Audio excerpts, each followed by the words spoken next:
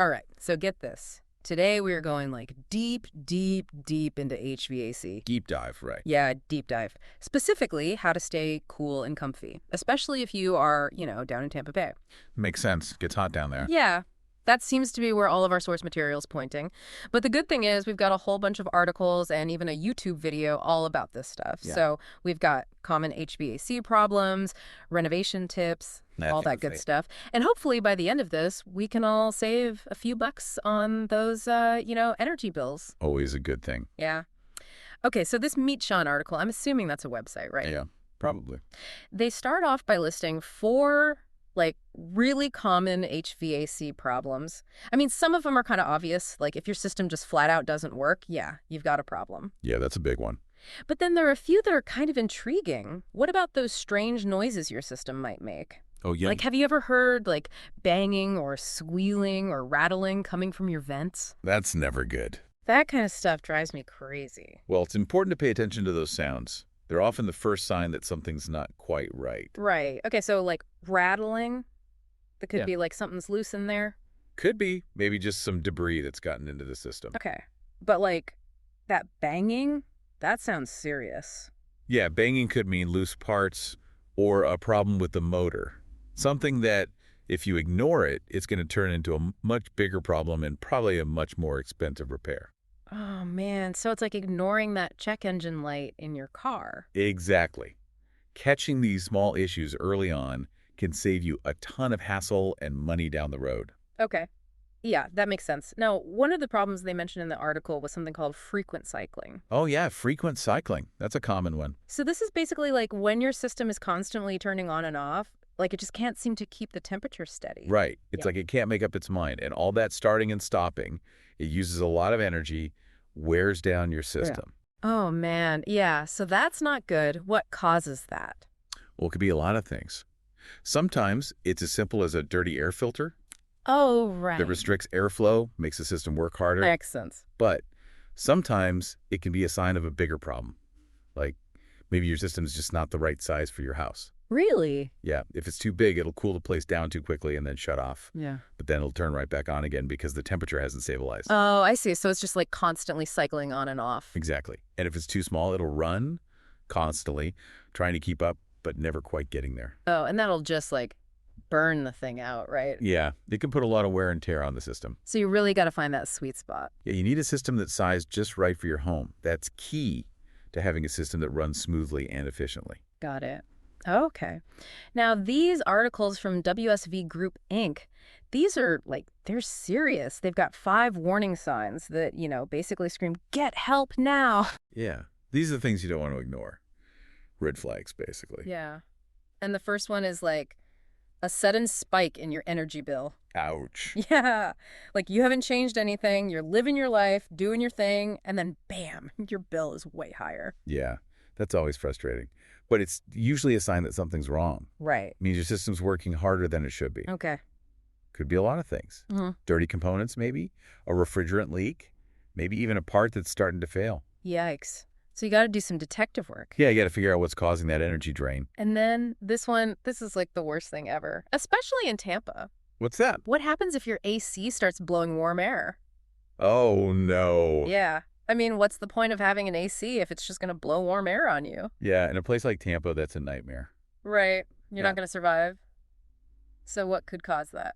Well, it could be a refrigerant leak, for one. Okay. If the refrigerant's low, the system can't cool the air properly. Makes sense. Or it could be the blower fan. That's the fan that blows the air around, right? Right. If that's not working, the air won't circulate properly. Got it. And then sometimes you get the blockage in the ductwork. Oh, right. The ducts. Yeah. So the air can't flow through them properly. That'll restrict the airflow and stop the system from cooling the house effectively. Okay.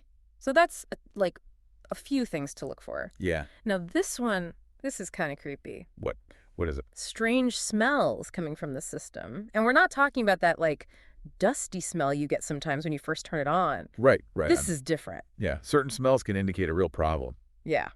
So it mentioned musty smells. Yeah. That could be mold or mildew. Ugh, gross. Growing in the ductwork. Could be. That's not good. And then there's the burning smell? What's that about? Burning smell, that's usually a sign of an electrical problem. Oh, no. Yeah, that's serious. You definitely don't want to ignore that. Could be a fire hazard. Right. And then, well, the worst one, they mentioned a rotten egg smell. Oh, yeah. Rotten eggs. That's a gas leak. Oh, my God. Yeah, that's dangerous. Yeah. If you smell that, turn off your system immediately and call a professional. Yeah, get out of the house. It's better to be safe than sorry. Yeah, totally. So it's kind of like these smells are warnings, right? Exactly. They're trying to tell you something's wrong. And that kind of goes back to what the Meat Sean article was talking about, preventive maintenance. Oh, yeah. Preventive maintenance is so important. Right. It's like an ounce of prevention is worth a pound of cure, all that good stuff. So like changing the air filters regularly, Yeah. checking your thermostat settings, and then like just having, a professional come out and inspect the system every once in a while. Exactly. Those things can make a huge difference. Right. So much easier and cheaper to do those little things than it is to have to deal with a major repair. Oh, yeah, totally. It's like taking your car in for an oil change. Exactly. Regular maintenance can help you avoid those big, expensive breakdowns that nobody wants to deal with. Okay, so we've talked about the problems, the warning signs. Now let's get to some solutions. Yeah, let's talk solutions. This Cool Comfort article, also from WSV Group Inc. Okay. They've got some pretty cool renovation tips, especially if you live in a place like Tampa Bay. They talk about things like energy-efficient windows and reflective roofing. Yeah, those are great options. Right, so like less heat getting into your house in the first place means your AC doesn't have to work as hard. Exactly. It's all about reducing the load on your system. Right. So instead of just cranking down the AC, you're trying to like stop the heat at the source. Right. You're being proactive, Mm. addressing the root cause instead of just treating the symptoms. Love it. Okay. And then there's another thing they mentioned, smart thermostats. Oh, yeah. Smart thermostats. Those are great. Right. Everyone's talking about them these days. But what makes them so smart? Well, they can do a lot of things that regular thermostats can't. For one, they can learn your habits and adjust the temperature accordingly. Really? Yeah. So, like, they can figure out when you're usually home and when you're away. Okay. And they'll adjust the temperature to save energy when you don't need it. Wow. So you don't have to even think about it. Right. And they can also give you insights into your energy usage. Oh, that's cool. So you can see how much energy you're using and where you might be able to save more. So it's like having a personal assistant for your HVAC system. Yeah, that's a good way to put it. All right. Now, this YouTube video we have, it's from some guy named Sean Carter. Okay. And he's talking about these advanced insulation techniques. Interesting. Right. And the thing is, it's not just about staying warm in the winter. Right. Apparently, good insulation is super important for keeping cool in the summer, too. Yeah, insulation works both ways. It helps keep the heat out in the summer and the heat in during the winter. Right. Okay. Yeah, that makes sense. So he mentions a bunch of different techniques like radiant barrier, Barriers, yeah. spray foam insulation, Spray foam is good stuff. and even reflective coatings for your roof. Wow, so like a whole arsenal of weapons against the heat. Yeah, pretty much. But they all have the same goal. They're all trying to reduce that heat transfer. Right. Keep that heat out of your house. Exactly. So my question is, are these things, are they only good for places like Tampa Bay? Well, they're especially helpful in hot climates. Okay. The principles apply everywhere. Okay. The goal is to create a thermal envelope that minimizes heat transfer, whether it's heat coming in during the summer or heat escaping in the winter. Right. So it's about like Yeah. choosing the right strategy for your climate. Exactly. And it's about thinking long term. These investments can lead to big energy savings, more comfort, and even a lower carbon footprint. Yeah. Okay. So we've covered a lot here. Common problems, warning signs, renovation tips. What stands out to you so far? Well, I think the key takeaway is that we have a lot of options for improving our homes, Right. even in a tough climate like Tampa Bay. Yeah. And it's really about being proactive. Absolutely. Understanding how our homes interact with the environment. Right. We don't have to just sit there and sweat all summer. Right. By understanding how heat moves and taking steps to minimize those gains, we can create homes that are cool, comfortable, and energy efficient. Oh, okay. I love that. So before we move on, Yeah. what's the one piece of advice you'd give our listeners today? Be proactive. Don't wait until your AC breaks down or your energy bill is through the roof. Take some time to think about your home, or you might be losing energy, and make some changes. Great advice.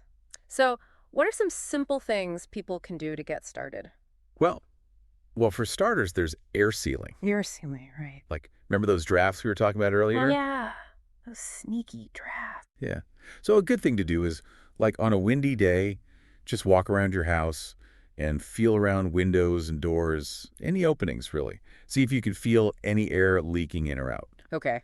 So it's kind of like a treasure hunt for energy savings. Exactly. And the cool thing is, once you find those leaks, fixing them is usually pretty easy and cheap. Okay. What do you do? Weather stripping is great for doors and windows. Right. And caulk is good for sealing up gaps around pipes, vents, things like that. Gotcha. Okay. And I mean, that really makes a difference, right? Oh, yeah, for sure. All those little leaks, they add up. Yeah, And they can waste a lot of energy. So by sealing them up, you're making your house more efficient. makes sense. What about those smart thermostats? Are those worth it? Oh, absolutely. Smart thermostats are a great way to save energy and money. Okay. They can really help optimize your HVAC system. Right. I've heard that they can like learn your habits and adjust the temperature for you. Is that true? Yeah, a lot of them do that now. They'll learn your schedule, figure out when you're usually home and when you're away, and adjust the temperature accordingly. So it's like having a little robot controlling your climate. Pretty much. And some of them even let you control the thermostat remotely from your phone or tablet. Oh, wow. That's handy.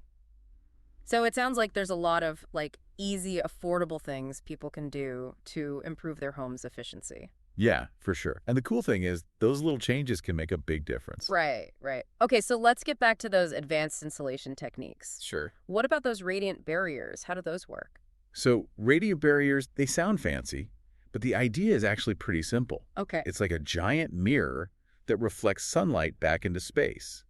But instead of reflecting light, it's reflecting heat. Oh, okay. So it's bouncing the heat away from the house. Exactly.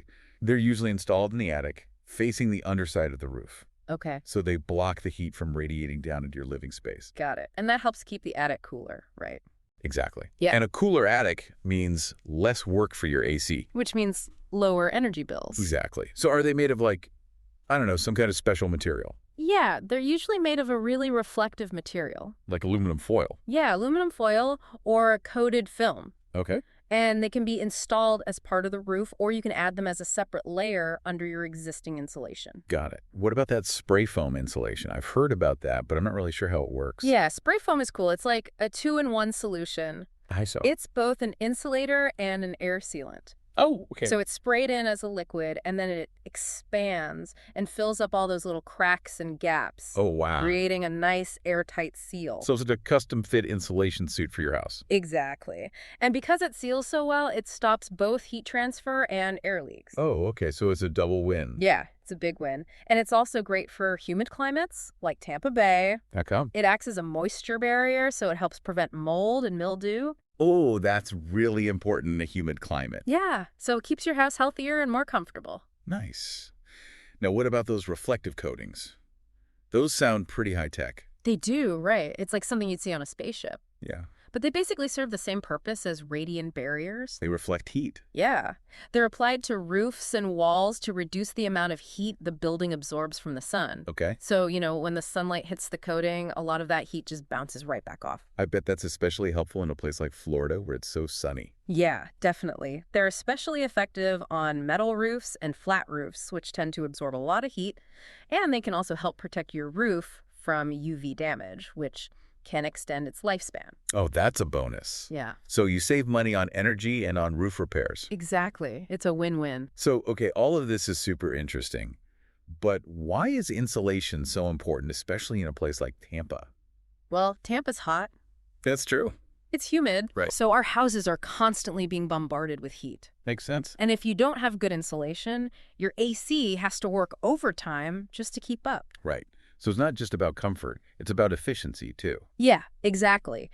If you can reduce the amount of heat that's entering your home, your AC won't have to work as hard, which means you'll save money on your energy bills. And you'll reduce your carbon footprint. Right, exactly. Okay, so let's say someone's listening to this and they're like, okay, I get it. I need to do something about my insulation, but Yeah. where do I start? What's the first step? Well, the first thing I would say is just take a look around your house. Okay. Try to identify any areas where you think heat might be getting in or out. Like feeling for drafts. Exactly. Even small gaps and cracks can make a big difference. Right. So sealing those up with weather stripping or caulk is a great place to start. Okay.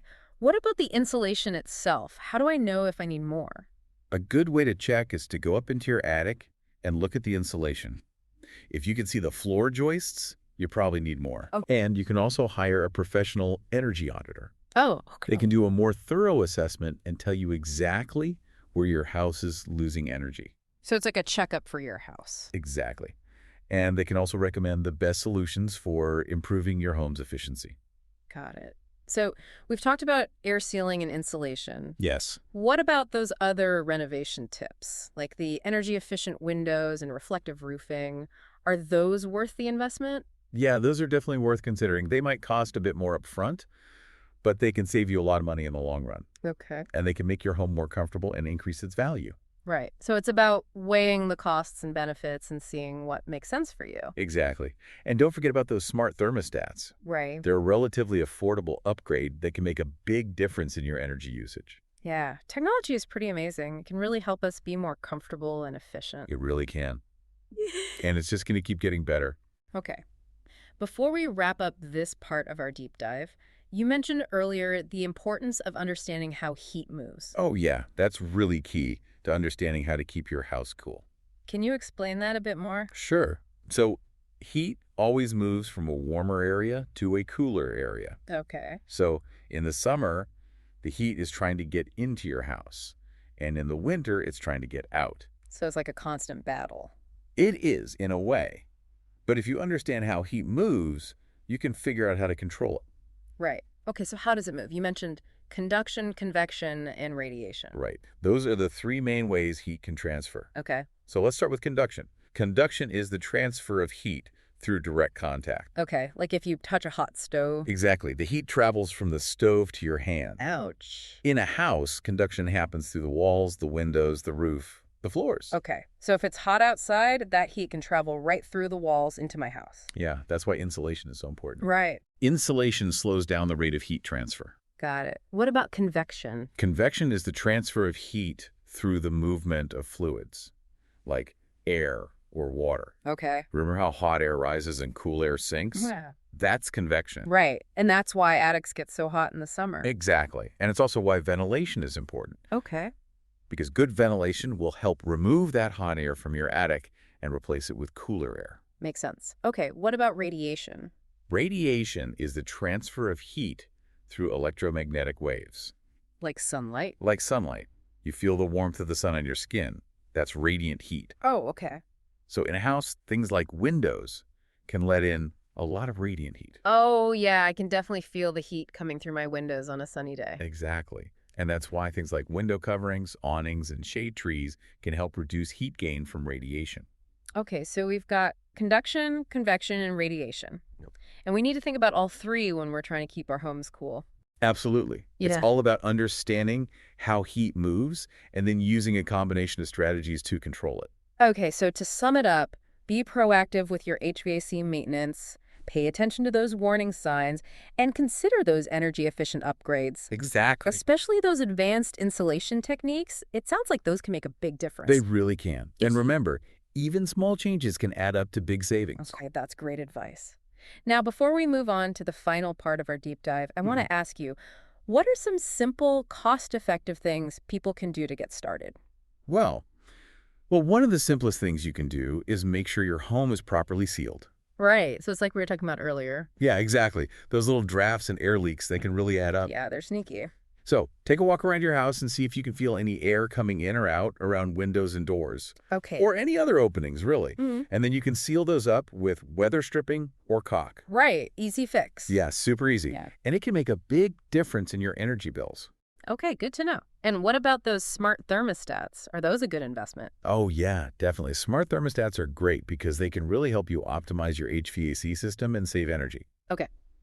And they can, like, learn your habits, right? Yeah, a lot of them have that feature now. They can learn your schedule and adjust the temperature accordingly, so you don't have to think about it. That's awesome. And some of them even let you control the thermostat remotely from your phone. Oh, wow.